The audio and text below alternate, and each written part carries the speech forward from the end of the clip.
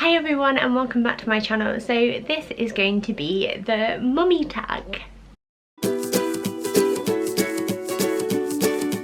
Gosh, I feel like I haven't done a proper video in ages. I'm really sorry about that. I know I've been quiet, but it's the school holidays and obviously Bill's off for 6 weeks thereabouts, so I've just been enjoying time with my kids, and I think like sometimes it's nice to sort of take a break. Lucy from Dear Beautiful, I will link her down below. She's a good friend of mine and has been for years, but she tagged me in the mummy tag and there are 20 questions that I'm going to try and whiz through, and then you can get to know a bit more about me as a mum and my parenting style and all that jazz. So let's get cracking. The first question is, are you a stay-at-home or a working mum?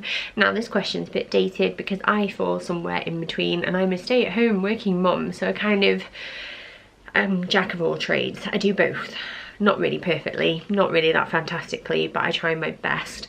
I handed in my notice back in December from my job that I was going to return to after my maternity leave, and YouTube is essentially my job. So going on from that, question number 2 is, would you have it any other way? And the answer would be no, because while it does have downfalls, and it definitely does, it has been a dream of mine for a very long time. I went back to work when Bill was 8 weeks old and I found that very difficult, so I always promised myself if I could work hard enough to take longer off with any subsequent babies and spend more time with him, I would. So this is the dream, and I remind myself every day of that fact, even when I'm having a hard day, that this used to be a dream one, so I need to grab hold of every second and appreciate it. Question number 3, do I co-sleep?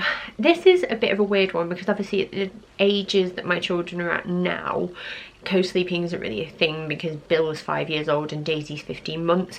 We did have the snooze pod, like cot to crib co-sleeper thing, which was really good with Daisy, but with all of her tubes and needs at the time, she kind of just slept next to our bed, not attached to our bed.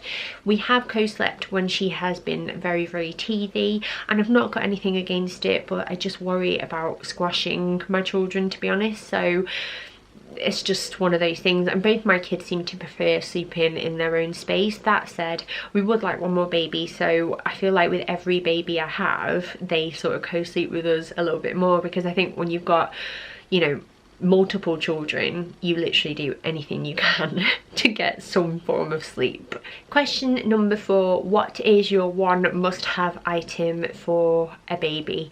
And obviously there are lots of things aside from like nappies, wipes and, you know, baby grows, but I would say the very humble muslin is my number 1. There are so many uses for it, and I wouldn't be without them. Like as breastfeeding, like covers, they were perfect. For burping over the shoulder, they were perfect. For wiping like snotty noses or a bit of like sick from babies' mouths, they're perfect. Lying them down on a floor, perfect. A light blanket, perfect.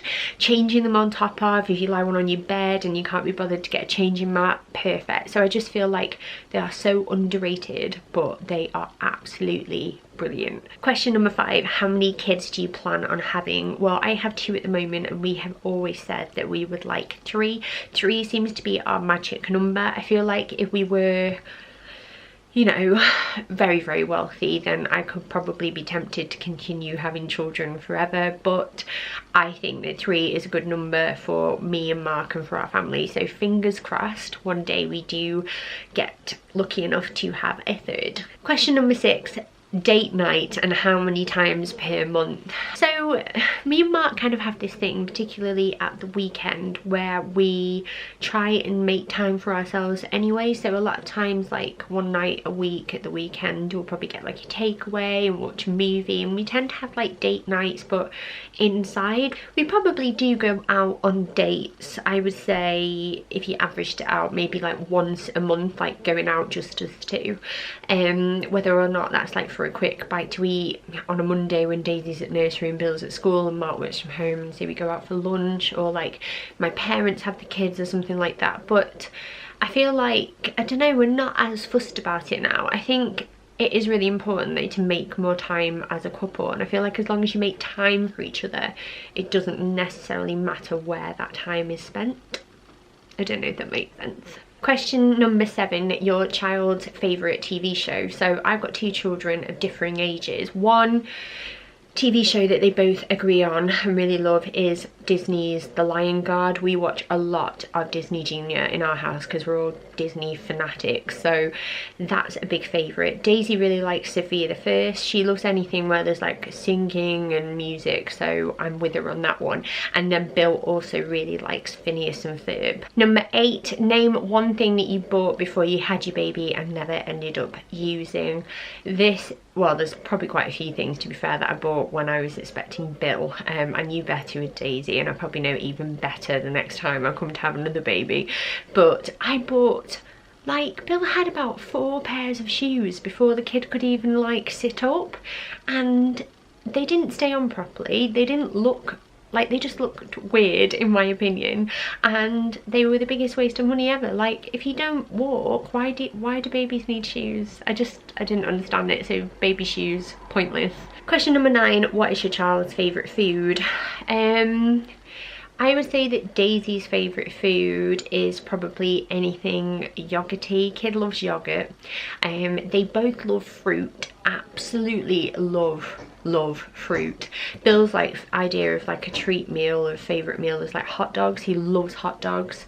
And Daisy loves things like peas as well. They both love like their fish and things like that. They're generally like, they're quite good eaters, and I think that food in general is just their kind of favourite thing.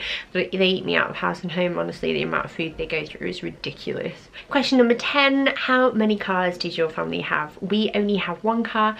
Mark commutes to work via the train, and I actually walk most of the time. So I would say about 80% of the week the car is in the drive and we don't use it, which I'm kind of glad about, because it's like lower on emissions and all of that, and we kind of use it just if we're going to visit family or we need to like nip to the shops or go somewhere else. But a lot of the time we walk as a family, and yeah, I'm quite proud of that. Question number 11, weight gain before pregnancy, during, after and now. I don't really get the before pregnancy part, but I can tell you now that with every pregnancy I have gained less weight, and I have ended up afterwards, once I've lost any baby weight, smaller than I was before.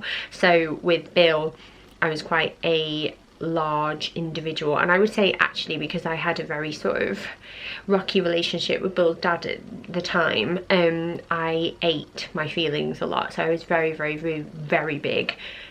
Probably after I had Bill, when Bill was about a year old, I was size 18 to 20 and I was very overweight.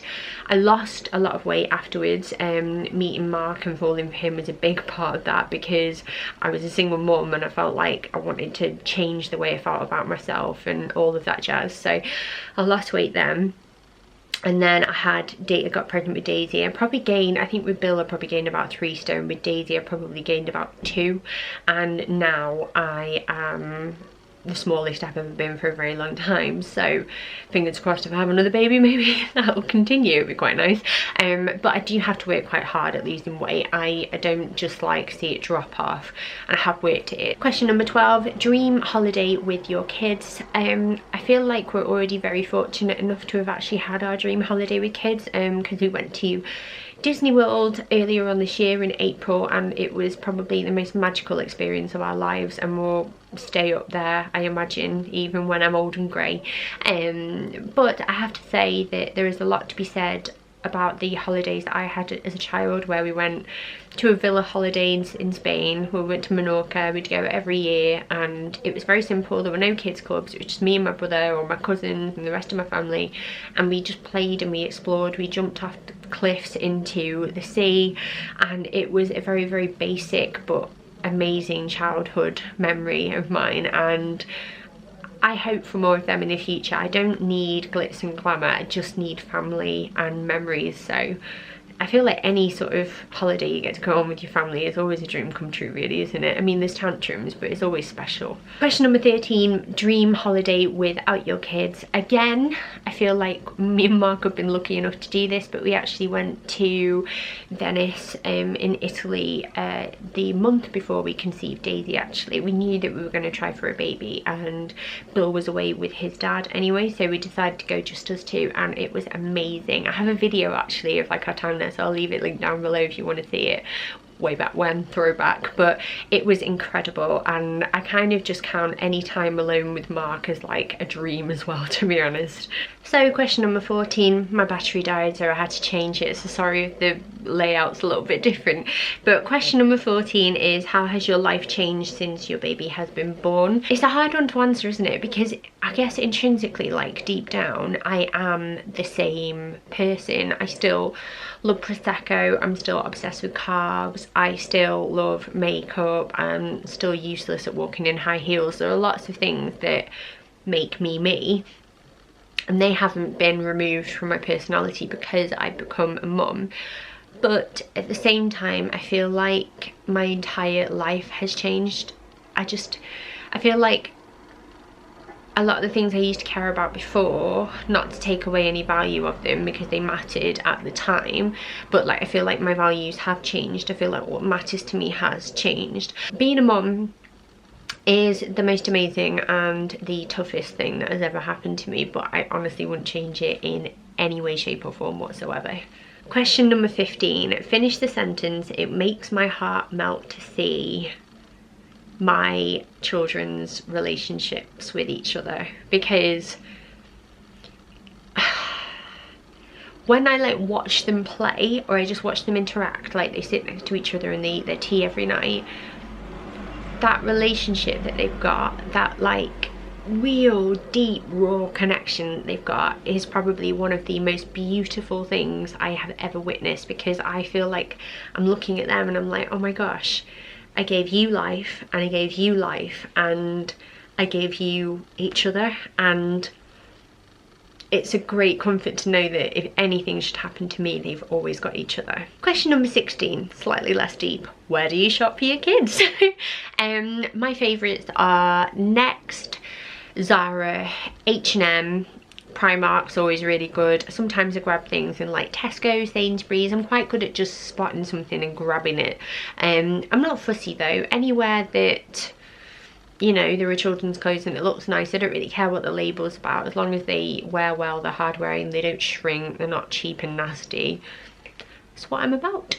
Question number 17, my favourite makeup and skincare products.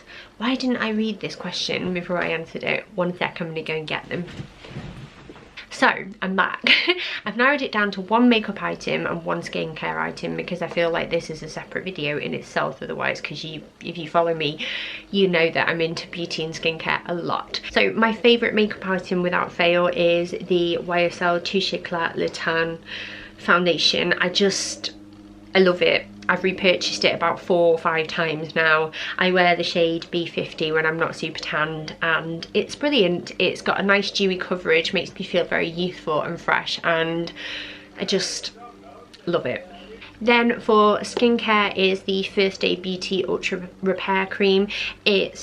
There's no sort of like scent to it, it's great for sensitive skin, and I just feel like it's a really nourishing, hydrating formula that's great for my skin. I really believe in like using a great moisturiser, especially as I'm getting older, turn 30 next year, and I'm a big fan of this, and I've repurchased this a few times. Question number 18, Huggies or Pampers? Neither. I'm actually a massive fan of Asda's Little Angels. I always have been, so those tend to be the ones I've used the most. Question number 19, have you always wanted kids? Yes. And finally, question number 20, best part of being a mum. Just being part of a family, having that sense of like togetherness, like your own little tiny tribe, and looking forward to the future as well. Like I feel like whatever happens, like on Christmas Day, I'm always going to have like this rabble of children around me, and we're never going to be alone, and we're always going to support each other and love each other. And the best part of being a mum is how full of love my life is, and I just feel so lucky for it. So that is the end of the tag. So if you're watching this, I would love it if, you know, you did it too. If you've got a YouTube channel and you fancy doing it, let me know. And if you don't and you just want to sort of like chat about like your opinions on some of the questions, I'll leave all the questions below. Go for it. I would love to hear what you think. But I am going to tag, who am I going to tag? So I've decided I'm going to tag Jodie, Mama Izzo. I'm going to tag her because she's so lovely, and I would love to know what she thinks on all of these questions. She's pregnant at the moment as well, so you should definitely go and follow her if you like bump updates and things like that. I'm going to tag Alex Gladwin because I absolutely adore her and she's a doll. She's just amazing. And I'm going to tag Sarah from This Mama Life because she's just great and one of my favourite people to watch. And yeah, thank you so much for watching. Don't forget to give this video a thumbs up if you enjoyed it. I really appreciate it. And if you are new to my channel, make sure you subscribe for more videos like this and all that jazz. But I'll leave that up to you. You don't need me to tell you, do you? So yeah, thank you so much for watching, and I will see you next time. Bye.